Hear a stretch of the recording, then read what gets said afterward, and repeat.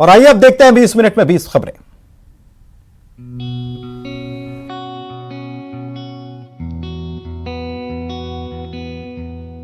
करोड़ों लोगों की आस्था का केंद्र उज्जैन का श्री महाकालेश्वर मंदिर रोज बड़ी संख्या में श्रद्धालु बाबा के दर्शन के लिए पहुंचते हैं, प्रार्थना करते हैं और मनोकामनाएं पूरी होने पर चढ़ावा चढ़ाते हैं। सूरत से पहुंचे एक श्रद्धालु ने बाबा को अमेरिकन डायमंड जड़ित मुकुट, कुंडल, माला, चांदी का लोटा, भगवान कार्तिकेय के लिए डायमंड लगे वस्त्र अर्पित किए। श्रद्धालु ने महाशिवरात्रि पर्व पर भगवान को डायमंड जड़ित मुकुट पहनाने की इच्छा जताई है। श्रद्धालु का नाम किशन है, जो डायमंड के कारोबारी हैं। श्रद्धालु का कहना है कि वो महाशिवरात्रि पर्व पर पूरे मंदिर को उनके अनुसार डेकोरेट करना चाहते हैं। अमेरिकन डायमंड के साथ साथ आर्टिफिशियल फूल व नंदी हॉल और गर्भगृह में साज सज्जा की तमाम सामग्री को पूरी टीम के साथ डेकोरेट करना चाहते हैं।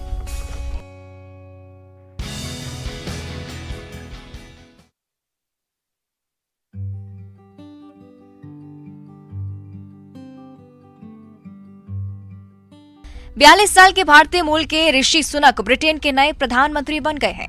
अभी ये चर्चा थमी नहीं है कि एक और भारतीय का ब्रिटेन की नई सरकार में झंडा गाड़ने की खबर आ गई है। 19 साल के प्रज्वल पांडे बिहार के रहने वाले हैं, जिन्हें ब्रिटेन के प्रधानमंत्री ऋषि सुनक की कोर कमेटी में जगह मिली है।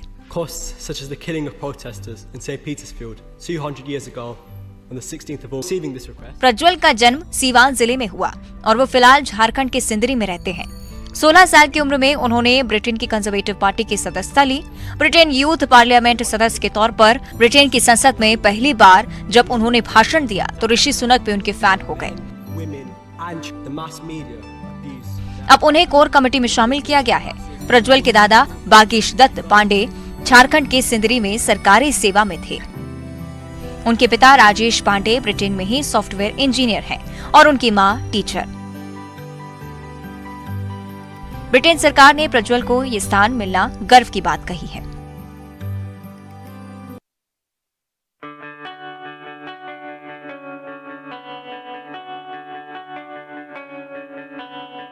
चीते कब रफ्तार भरेंगे, इसका इंतजार लंबा होता जा रहा है।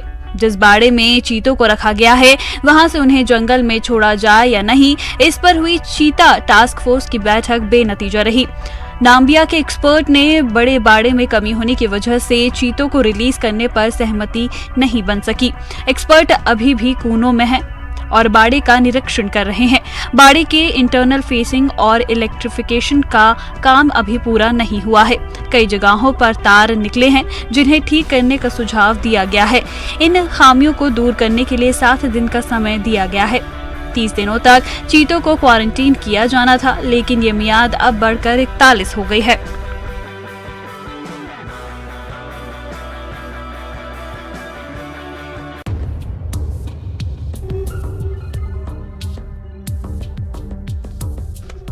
धमतरी के आसपास के इलाकों में हाथी लगातार घूम रहे हैं। इसी कड़ी में हाथियों का दल जब मुंगेली रेंज के चरगांव के धान के खेत से गुजर रहे थे तो अंधेरी की वजह से 3 हाथी कुएं में गिर गए। हालांकि इनमें से 2 हाथी खुद कुएं से बाहर निकल आए। हाथी के कुएं से निकलने का वीडियो आप अपनी स्क्रीन पर देख सकते हैं। वहीं एक को निकालने के लिए वन विभाग ने रेस्क्यू अभियान चलाया। जेसीबी की मदद से तीसरे हाथी को भी बाहर निकाल लिया गया। अब तीनों हाथी सुरक्षित हैं। कुएं के पास ही एक सोलर पैनल भी लगा हुआ है। इनमें से किसी ने पैनल को कोई नुकसान नहीं पहुंचाया। कुएं से निकलने के बाद हाथी जंगल की तरफ बढ़ रहे हैं।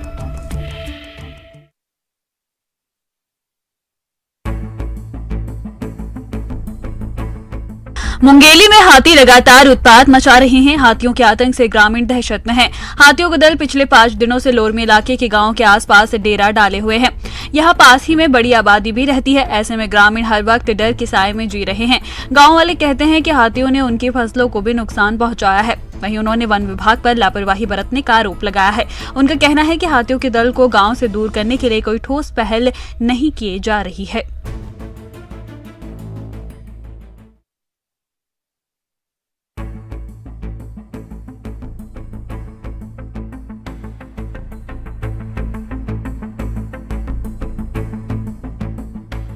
टैंकर में आग के बाद मची चीख पुकार की ये तस्वीरें झारखंड के दुमका जिले की है। दुमका भागलपुर सड़क पर धावा ताड़ गांव के पास एक बेकाबू टैंकर में आग लगने से उसकी चपेट में 3 बसें आ गई। टैंकर के साथ साथ बसें भी धू धू कर जलने लगी। आग की लपटें इतनी तेज थी कि पास के एक होटल के कुछ सामान भी जलकर राख हो गए। आमतौर पर ये बसें रोज नहीं चलती हैं, ये वहीं खड़ी रहती हैं, जिन्हें खास मौकों पर रिजर्व किया जाता है। जलते हुए टैंकर में ब्लास्ट हुआ, जिसका मलबा दूर तक बिखर गया। इसकी चपेट में आने से स्थानीय एक नागरिक भी झुलस गए। इधर जब आग पर काबू पाया गया तो मौके से एक शव भी बरामद किया गया। आशंका जताई जा रही है कि टैंकर का ड्राइवर जलकर खाक हो गया। हादसे में तीनों बसों के जलने से 90 लाख रुपए का नुकसान का अनुमान लगाया जा रहा है।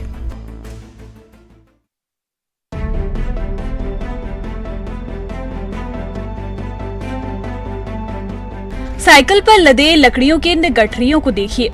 इस तरह आहिस्ते आहिस्ते जंगल काटे जा रहे हैं, लकड़ियां ढोई जा रही हैं, बेची जा रही हैं। वीडियो कवर्धा जिले के पंडरिया वन परिक्षेत्र के एक हाईवे का है। तस्वीरें बयान कर रही हैं कि आसपास के इलाकों में जंगलों की कटाई लगातार जारी है। लकड़ी तस्कर काफी सक्रिय हैं। जब दिन में ही हाईवे से लकड़ियां ढोई जा रही हों तो ये जिम्मेदारों पर कई सवाल उठाता है।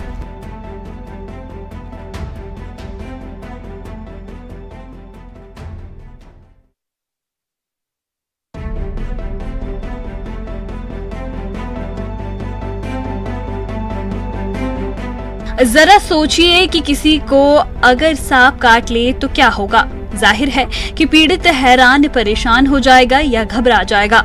उसे अस्पताल ले जाने की जद्दोजहद होगी, जल्द से जल्द इलाज मिल सके इसकी कोशिश होगी। लेकिन जशपुर से एक हैरान कर देने वाला मामला सामने आया है। यहाँ एक 8 साल के बच्चे को सांप ने डस लिया, लेकिन डसने के बाद बच्चा डरा नहीं, उल्टा सांप को ही काट लिया। फिर अपने दांतों से सांप को कई बार काटा। बच्चे के हमले से सांप की मौत हो गई, जबकि बच्चा पूरी तरह से सुरक्षित है। इस मामले को जानने के बाद हर कोई आश्चर्य कर रहा है, उसके परिजन भी हैरान हैं। मामला बगीचा विकासखंड के पंडरा पाट का है।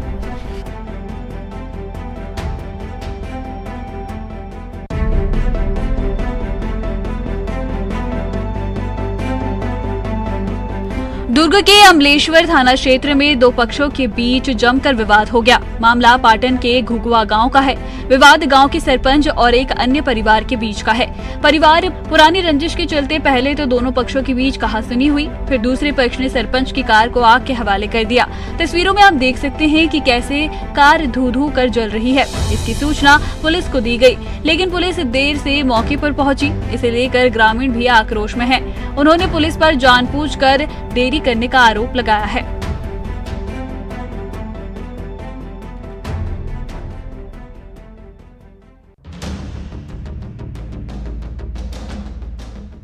ये नजारा एक दुर्घटनाग्रस्त बस के अंदर का है। सीटें उल्टी हैं, टूटी हुई हैं। नजारा देखकर रूहें सिहर उठती हैं। जरा सोचिए, जब यात्रियों से भरी ये बस हादसे का शिकार हुई तब क्या स्थिति होगी। तस्वीरें दमोह के नौहटा थाना इलाके के अफाना की हैं। यहाँ तेज रफ्तार बस और ट्रक के बीच जोरदार टक्कर हो गई। टक्कर इतनी जोरदार थी कि बस कई फीट दूर जाकर पलट गई। हादसे में 20 से ज्यादा यात्रियों को गंभीर चोटें आई हैं, जिनका जिला अस्पताल में इलाज चल रहा है। बस दमोह से जबलपुर जा रही थी। वहीं हादसे के बाद ट्रक में फंसे ड्राइवर को भी बड़ी ही मुश्किल से बाहर निकाला गया।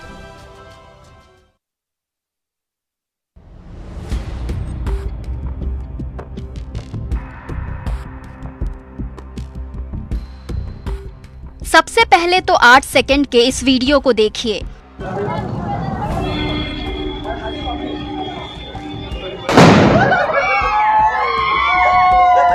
सड़क किनारे कुछ लड़के खड़े हैं।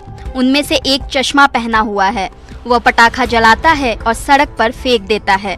सामने से गुजर रही होती हैं कुछ आदिवासी महिलाएं, अनजान, आपस में बात करते, लेकिन तभी उनके पास एक धमाका होता है, धुआं उठता है। महिलाएं इधर उधर भागने लगती हैं। लापरवाही का ये मामला झाबुआ जिले के पेटलावद थाना इलाके का है। ऐसी कई घटनाएं सामने आई जिसमें पटाखों की लापरवाही के कारण लोगों की जानें भी गईं। फिर ऐसी लापरवाही क्यों, ये बड़ा सवाल है। ऐसी लापरवाही जानलेवा साबित हो सकती है, बावजूद ऐसी हरकत क्यों? वीडियो सामने आने के बाद पुलिस ने 4 लोगों पर मामला दर्ज कर उन्हें हिरासत में लिया है। मामले की जांच की जा रही है।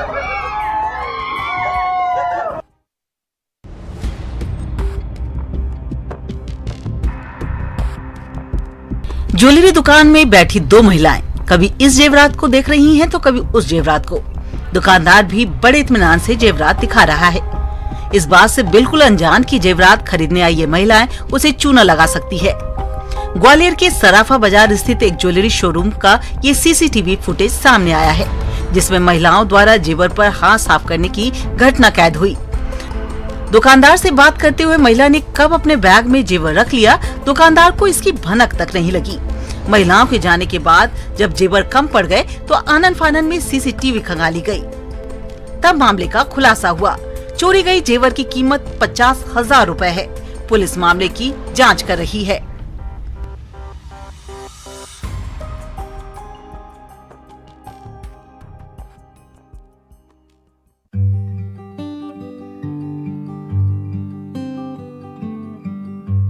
जब आप टाइगर सफारी घूमने आए हो और बाघ, शेर जैसे जंगली जानवर दिख जाएं, तो खुशी का ठिकाना ही नहीं रहता। उमरिया के इवनिंग टाइगर सफारी में भी पर्यटकों ने ऐसा ही नजारा अपने कैमरे में कैद किया। जब पर्यटक घूम रहे थे तो धमोखर बफर क्षेत्र में उन्हें बफर वाली बाघें नजर आई।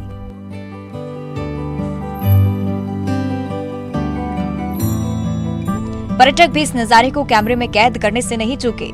झाड़ियों के बीच टहलते बाघिन का ये वीडियो अब खूब वायरल हो रहा है।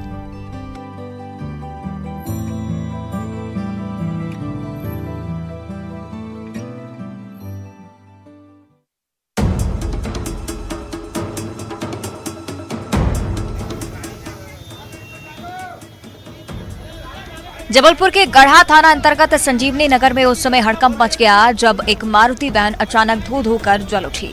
कांच से आग की लपटें उठते देख लोग सहम गए और इधर उधर भागने लगे।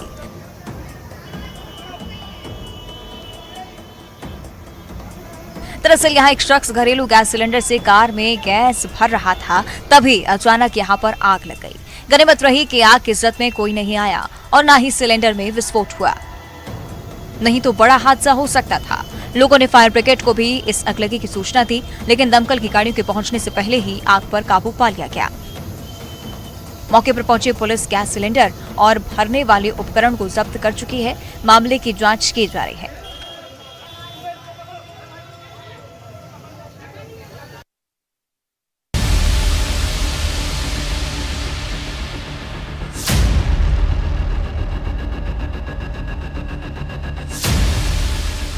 एक मालवाहक पिकअप वैन जिसमें 16 लोग सवार थे। ये सभी लोग वैन से सफर नहीं कर रहे बल्कि जुआ खेल रहे हैं। पुलिस ने इन्हें जुआ खेलते हुए रंगे हाथों गिरफ्तार कर लिया। आरोपियों के पास से नकदी और ताश की पत्तियां जब्त की गई हैं। ITI चौकी के पास ये कार्रवाई की गई। रामपुर पुलिस ने जुआ एक्ट के तहत आरोपियों पर आगे की कार्रवाई भी शुरू कर दी है। आपको बताते चले कि प्रदेश सरकार सटोरियों और जुआरियों के खिलाफ सख्त है। संभावित ठिकानों पर लगातार कार्रवाई की जा रही है।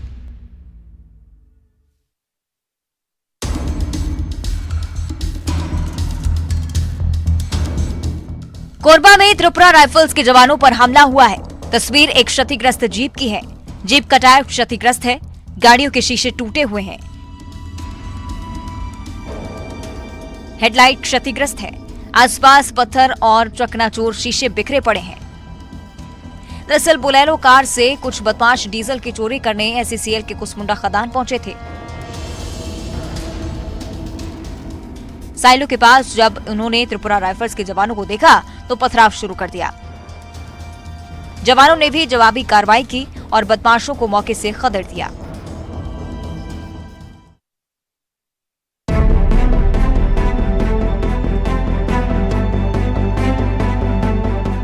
तस्वीरें हरदा कृषि मंडी की है।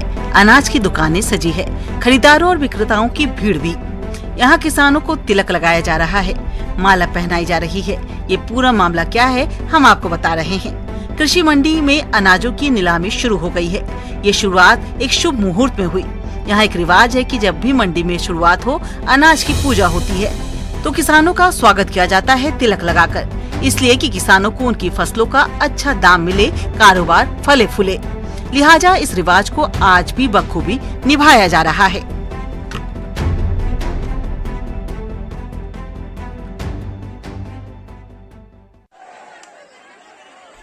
हजारों लोगों की भीड़ से खचाखच भरा मंदिर प्रांगण, मंदिर के रास्ते में औंधे लेटी महिलाओं की लंबी कतार और इन्हें रौंदते हुए पुजारी। ये नजारा हैरान भी करता है, मन में कई सवाल भी आते हैं। और इस तरह से महिलाओं को रौंदा जाना मानवाधिकार, महिला अधिकार के कायदों और मर्यादाओं का साफ साफ उल्लंघन भी दिखता है। तो क्या इन महिलाओं को किसी ने ऐसा करने पर मजबूर किया है? इन सवालों का एक ही जवाब है, संतान सुख की लालसा। दरअसल इन महिलाओं की गोद सूनी है। शादी के बरसों बीत जाने के बाद भी इनकी कोई संतान नहीं है। दुनिया में आज संतानहीनता के लिए कई तरह के इलाज हैं, IVF से लेकर सरगोशी तक, लेकिन सभी इस तरह के इलाज का खर्च उठा सकें ये भी संभव नहीं रहता। जब हर तरफ से रास्ते बंद हो जाते हैं और उम्मीद खत्म होने लगती है, तब महिलाएं ऐसे मेले में आती हैं।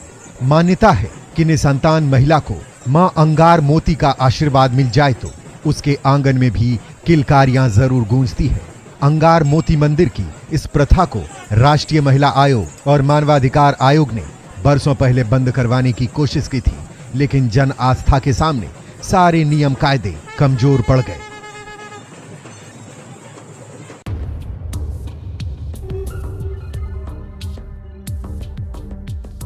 दिवाली खत्म हो गई, लेकिन लोगों के दिलों से इसका खुमार अभी तक नहीं उतरा है।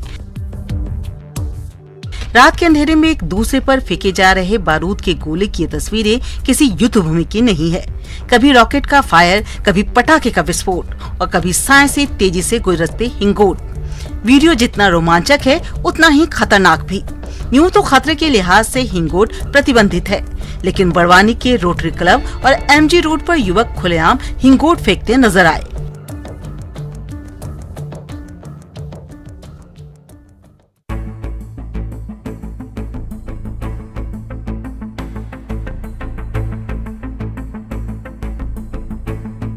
दिल्ली में होने वाले नगर निगम चुनाव से पहले गंदी यमुना पर सियासत तेज है। जब छठ से पहले यमुना में तैरते झाग वाली तस्वीरें सामने आई तो दिल्ली सरकार पर सवाल उठने लगे। अब इस जहरीले झाग को खत्म करने के लिए दिल्ली जल बोर्ड की एक टीम नदी की सतह पर केमिकल का छिड़काव कर रही है। छिड़काव करने की तस्वीरें यमुना नदी के कालिंदी कुंज का है। बता दें कि दिल्ली में यूपी बिहार की एक बड़ी आबादी रहती है। ऐसे में छठ को लेकर दिल्ली सरकार ने तैयारियां तेज कर दी है।